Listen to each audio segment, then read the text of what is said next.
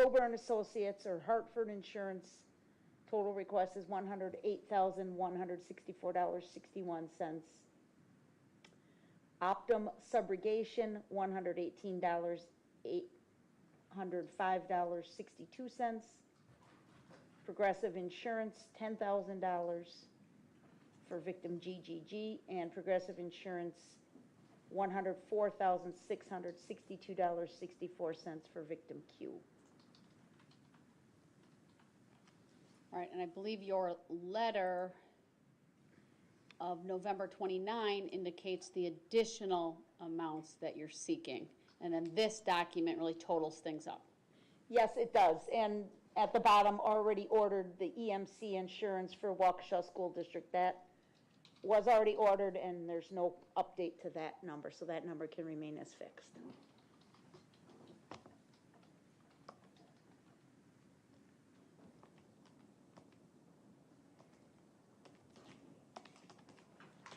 I'm just going to do a quick calculation to determine the additional amount to crime victim compensation the state is seeking. Looks like that's $10,246.20. I'm sorry, can you repeat that number? Assuming I hit the keys on my calculator correctly, it's the difference between the 134 plus minus the 124, and that's $10,246.20. Yes, we agree with that. All right, and then the additional other amounts to other individuals, namely insurance companies, are really those four amounts that are listed in near the bottom of this document to Hartford Insurance, the Optum, and Progressive for two different victims. Yes, correct. All right. Is that your understanding of what was being requested, Attorney Covey? Judge, it clarifies things. I had thought that the state was asking for an additional, the full $134,466.85 in addition to the 124. So my number, original number, I thought was just north of 476,000, but it seems like it's closer to about 350,000, give or take. I'm using round numbers because I don't have a calculator with me. Understood. It's my understanding from the document that you filed on behalf of Mr. Brooks that Mr. Brooks is not contesting the loss that was suffered, but rather his ability to pay. Judge, that is correct. I'm not asking for, at least for anything to date, anybody to present extra documentation as to the accuracy of these numbers. It's just on his earning ability and lack of funds. And was that the state's understanding as well? Yes.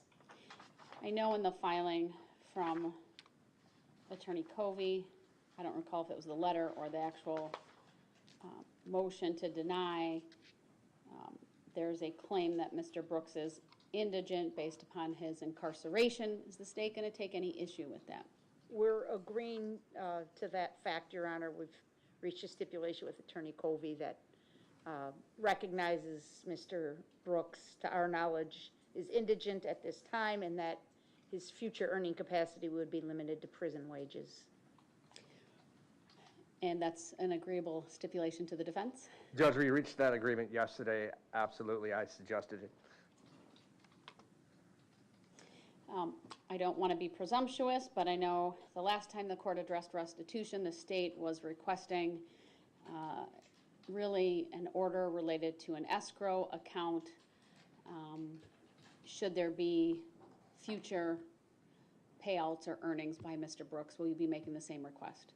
Yes, and I noted that is in the original judgment of conviction that was filed by the court on November 17th of 2022. You had made that order and that finding at the time of sentencing, and you had also indicated restitution costs and surcharges and fees to be collected from prison monies pursuant to statutory authority.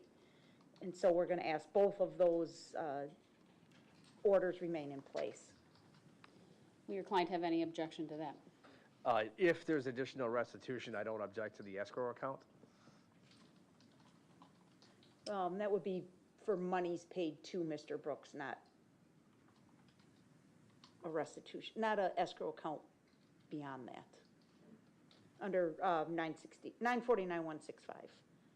I'm sorry, Counselor, if I may, just for 1 second. Oh, yeah. I get it now. Okay, thank you so much. Judge, Counsel explained to me briefly what she was getting at. I don't have any objection to that. All right. Then, it seems to me there's really just some legal arguments as to whether I should order the additional restitution. Yes, Judge. The stipulation then would put us in a position where Mr. Brooks does not need to testify. That's my understanding, and that would be how I would proceed. Anyone see that any differently? Attorney Opper? We do not. Judge, that was the reason why I suggested the stipulation. All right, thank you. Then, since it is the state's request for additional restitution, I'll hear from the state. Thank you, Judge. Your Honor, we are asking this court to order restitution in the full amount as proposed in the document we filed yesterday. I think you said it was 566. Yes, Counsel, here. Thank you. I'm sorry. I just don't know the document number. Yes, it is document number 566. Judge, we certainly understand ability to pay as one of the factors that the court is to consider here, but we'd like to highlight a couple of things. First of all, one of the goals of restitution is to rehabilitate the defendant. We think that is an important goal in this case, noting the damage that was inflicted by this defendant to multiple victims. We would note that most of the monies, or at least a majority of the monies, came from the Crime Victim Compensation Fund, which really is funded by taxpayers. It's a state fund, and that I'm glad to see on this list there's no individual victims that are still looking to be made whole, that it was either covered by Crime Victim Compensation or insurance companies. So I think it's important that we recognize that, and the desire for the public to have those monies repaid to the CVC if appropriate. As far as the insurance companies, the same, Your Honor. While I understand they operate as a for-profit business, these were substantial expenses that they had to cover for their insured, for their clients, and a direct result of the defendant's conduct and the significant injuries that several of these victims suffered as a result of Mr. Brooks' behavior. So we do believe that it's both fair and appropriate for the court to order the whole amount, notwithstanding that limitation. The reality is that perhaps this will never be achieved by Mr. Brooks in his lifetime on prison wages, but it would serve a rehabilitative purpose, because should he ever receive employment within the prison system and a wage, albeit minimum, it would be a reminder to him and aid in his rehabilitation that for whatever monies he earns in the prison, a portion of it does go back to the Crime Victim Compensation Fund. And the other thing is, Your Honor, of course, we don't know if an escrow account would ever be needed under 949.165, but I think we can make a reasonable observation here that there is potential for Mr. Brooks to obtain money in the form of payment to sell his story, to engage in a book deal or a movie offer or whatever it is. We know that this case garnered international attention. It's not beyond the realm of possibility that someone may at some point offer him some funds or some sum of money to share his perspective on this case. And so I would hate for this court to, set $100,000 today and then tomorrow he gets a $500,000 book deal. That would be offensive, I think, and go beyond the scope and the purpose of restitution. So for that reason, Your Honor, even noting his current limited ability to pay, we feel it's appropriate that you order the full amount as requested. Thank you. Before I turn to the defense, I don't want to make any assumptions, but it's my recollection, probably during the sentencing, maybe even during some of the witnesses, or even during maybe discussion related to jury selection, obviously the community had set up a fund for victims to seek reimbursement. It's my understanding that this restitution amount that's being requested would be larger. I don't know if it would be substantially larger if all losses were being requested by the state. That's an accurate statement, Your Honor, and I think it's very fair to say it would have been substantially larger if it not had been for the generosity of individuals who contributed to those funds. As I recall, were there millions in that fund at one point? I believe that's accurate, yes. I've confirmed that. All right, and then I'd also heard, but I don't know if there's any truth to this, but that at one point Mr. Brooks himself may have demanded payment to talk to a news organization or some media outlet. Again, I don't want to make assumptions, but I had heard that at one point.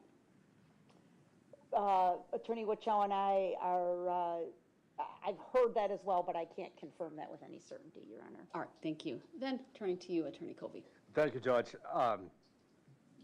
Although I'm relatively new to the case, I can state, just from my review of the file so far, I haven't heard anything at all about anybody offering any kind of book deal or any kind of sums of money in any way, shape, or form to Mr. Brooks. I think it's the odds of Hollywood knocking down his door to give him lots of money for his life story, I think given the totality of the circumstances of this case, I just think are so minuscule that I don't think that argument should be given much weight. I also couldn't imagine any of the media, whether it's a YouTube blogger or the people that are next door to this courtroom, offering Mr. Brooks any money for some kind of exclusive interview. I cannot foresee the future with 1,000% certainty, but I think the odds of that, again, are just exceptionally low. I appreciate the fact, Judge, that the state's stipulating that he's indigent. I think counsel mentioned minimum, and I just want to make sure that the court recognizes that we're not talking minimum wage as a legal $17, $18, $19 an hour for prison work. If he's offered work in any of the facilities that he's going to be serving time in, at best he'll be getting perhaps a few dimes an hour for janitorial work or cleaning up the kitchen. The type of wages that are earned by inmates in our correctional system, they're not used to save up lots of money. They're used to sometimes save up to buy a bag of Doritos or some deodorant or toiletries. That's essentially his earning capacity. If they let him work perhaps $1 or $2 a day if he works the entire day. So that's the reality of what he's facing. Judge, counsel touched on this, and I appreciate her argument. Frankly, whether you order $50,000 or $500,000 or $5 million, it's very unlikely that Mr. Brooks would be able to pay even the smallest fraction of that. But this hearing still matters.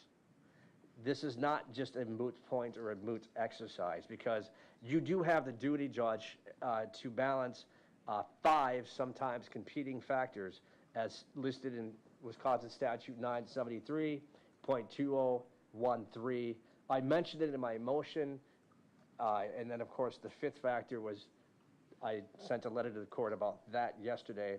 The 5 factors are the amount of loss suffered by any victim as a result of the crime considered at sentencing. 2, financial resources of the defendant. 3, the present and future earning ability of the defendant. 4, the needs and earning ability of the defendant's dependents. And 5, any other factor which the court deems appropriate. Judge, I'll go just a little bit out of order. On subsection 4 regarding Mr. Brooks' dependents, recognizing that he's currently serving multiple life sentences consecutive, realistically, he's not going to be able to support his dependents anyways. And so that factor isn't really on point for this hearing. On the first criteria, the amount of loss suffered from the victims, I'm not surprised that the totality could be in the millions of dollars. I'm sure it's an absolutely enormous amount. And you have that discretion to give that factor great weight. I concede that. But I also hope that you consider the next two factors as well, and they kind of go together. His earning ability and his current financial resources. I hope that gets great weight as well. She's had significant financial problems even before this case. I believe he qualified for a public defender from day one. If he were to testify, he would testify that he had no savings, no assets, he doesn't have any kind of inheritance coming down his way, nobody owes him any kind of money. I don't think anybody would dispute those facts. If you add on another $500,000 or $350,000 to what he's already been ordered to pay, which is in excess of $171,000, then you are sending a message that the two factors, his poverty, his earnings abilities, just don't matter. And I hope that they should be considered. Finally, Judge, subsection number 5 is the catch-all section, where you can consider any other factors which the court deems appropriate. I'm not sure if the amount of restitution in document 566 is the sum total of what might be requested in future restitution hearings. The law, there is case law that states that a request could be made well past the 90 days after the sentencing hearing. We could object to it, but a lot of courts have upheld those.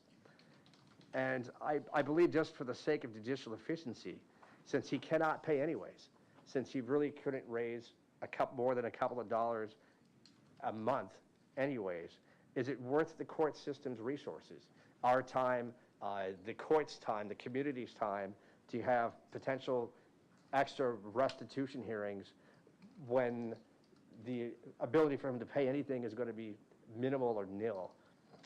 And Judge, I guess one last thing. I would respectfully disagree that this is about rehabilitation. Given the length of Mr. Brooks' sentence, I think this is just more additional punishment, adding extra zeros to the judgment of conviction for money that he owes. I recognize the gravity of the harm, and I mean no disrespect to anybody who suffered any injuries or the medical bills from this case. But given the totality of the circumstances, his multiple life sentences, I just don't think it makes sense to add on any additional restitution. It's just more paperwork, potentially extra hearings for no really just purpose except to add extra numbers on the judgment of conviction. I'm happy to answer any questions you might have, Judge, and thank you. All right, thank you. First of all, I do want to thank the parties again for the stipulation. I think that certainly has made this hearing one that is running quite smoothly, but also kept victims from having to testify again regarding the loss that they suffered, and even frankly the representatives from crime victim compensation or the insurance companies related to this. I also appreciate the stipulation from the state regarding the indigency. I think that's a testament to both counsel here and their willingness to, look at this objectively and what the purpose of this hearing and what the court needs to do. It is true that the court does need to consider the statutory criteria in 973.20. That's been referenced by Attorney Covey, both orally here in court today and in his motion to deny restitution. There are 5 criteria, really, when you look at the statute: the amount of loss suffered by any victim as a result of a crime considered at sentencing, the financial resources of the defendant, the present and future earning ability of the defendant, the needs and earning ability of the defendant's dependents, and any other factors the court deems appropriate, really what we would call the catch-all. Obviously, this concerns a case where Mr. Brooks was convicted of dozens and dozens of crimes based upon conduct stemming from him driving an SUV through the Waukesha Christmas parade. There were 73 named victims, one of whom was the victim of the domestic abuse-related convictions. And then, of course, the 6 individuals who perished as a result of his conduct and the 68 others who were injured. There are family members that are represented by each of those victims as well. This was and remains a very significant crime that has and will have lifelong effects for not just Mr. Brooks, not just these victims, but the community as a whole. And the losses that were suffered apart from the death and the injuries is only in part represented by the dollar figures that have been requested by the state on behalf of the victims.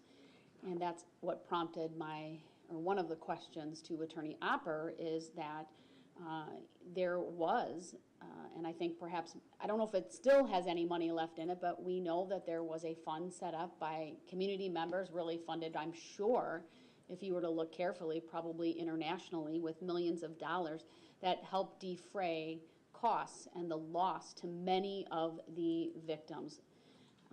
There was testimony, whether during the trial or probably more at the sentencing, of individuals who did not have insurance and suffered out-of-pocket losses, and thankfully the community stepped up, crime victim compensation stepped up, but it would have been significantly more in terms of the dollar amounts that the state is seeking, but for that fund that had been created and used to help the victims of Mr. Brooks's crimes. And so I think that's an important consideration for this court to consider.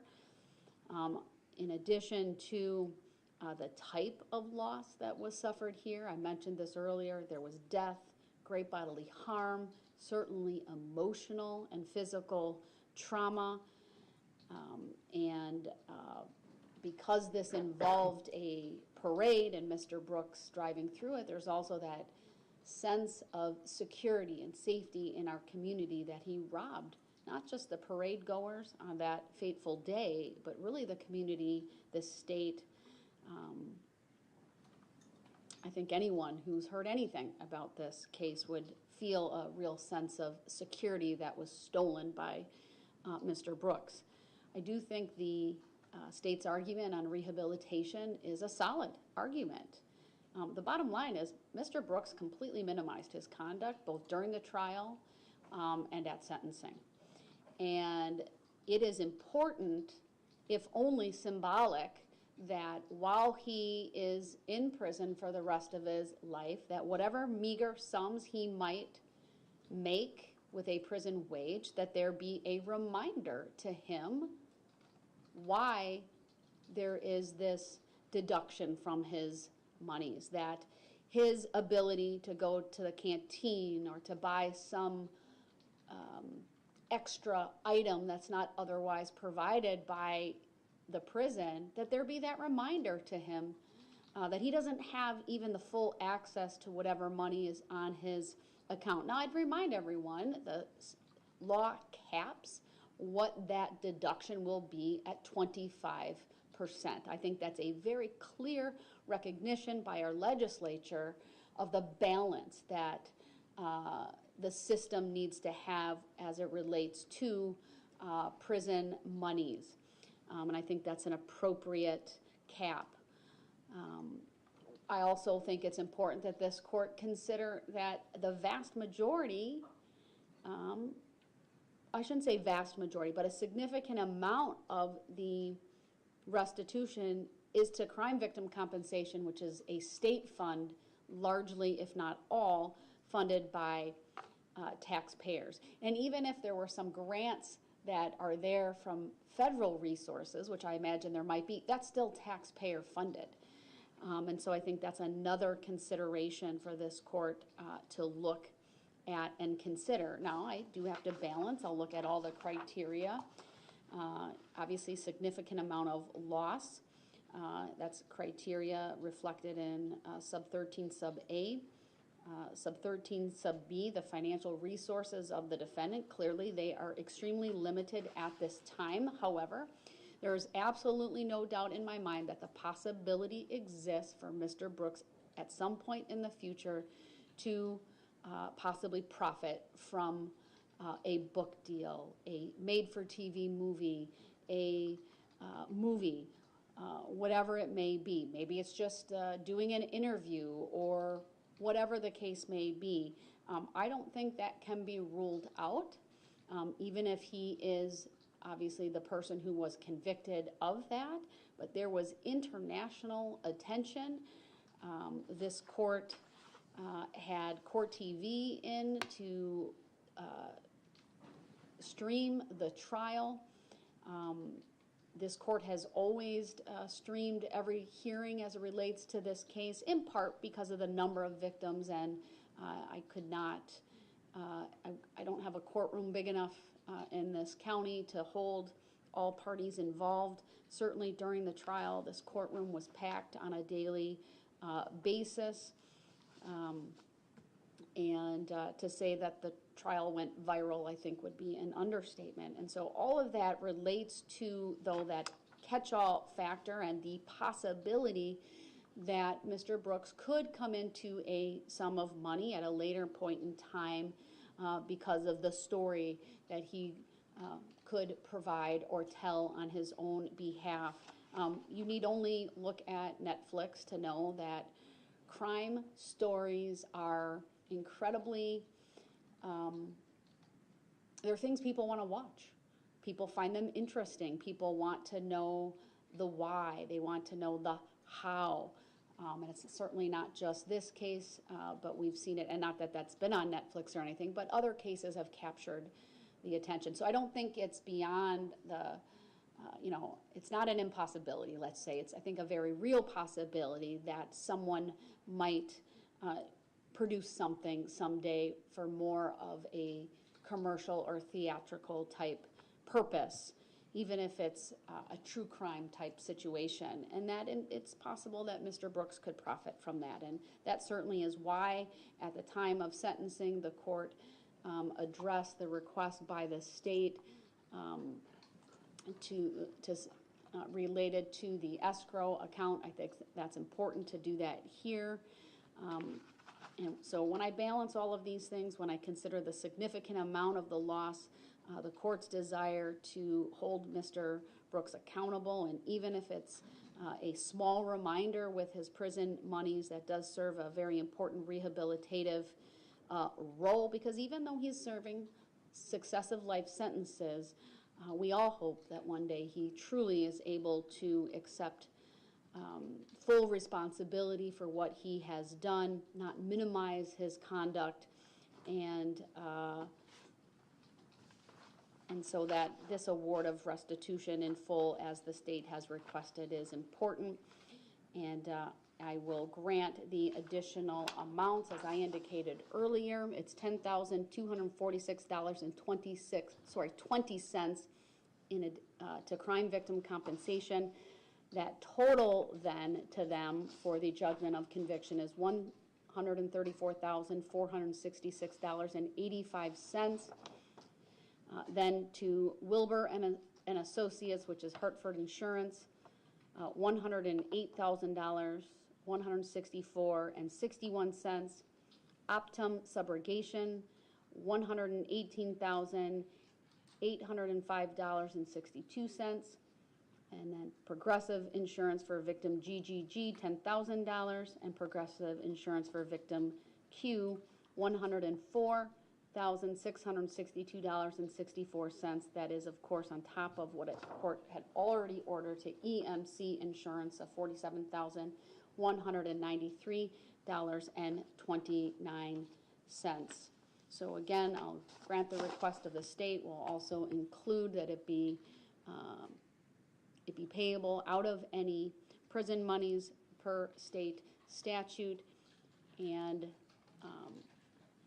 the court under 949.165 makes the additional amounts of restitution ordered today, subject to the escrow account under that statute. Anything the state thinks I've overlooked as it relates to this? No, Your Honor, thank you. Anything the defense thinks I've overlooked as it relates to this? Judge, I think I'm good. I'll just let Mr. Brooks know that I'll set up a phone call with him soon. If you could just wave your hand so I know that you heard that, sir. Oh, and Yeah, I he did. forgot to state this at the beginning of the hearing. Obviously, it had made reference to the video conferencing. He's appearing through the Zoom platform through our technology. It's working. I can see him. You can see him. He's indicated twice now that he hears us. Clearly, the technology is working and it meets the minimum standards for video conferencing. And given that there was no testimony that was taken today, too, it was obviously very appropriate for him to appear that way. He has 20 days from today's date to appeal the decision of the court. I will, of course, make sure an amended judgment of conviction is done as quickly as possible, get that signed, and that will be uploaded to the e-filing system. All right, thank you, everyone. That does conclude our hearing today. Good luck. Thank you, Judge. Thank you, Judge.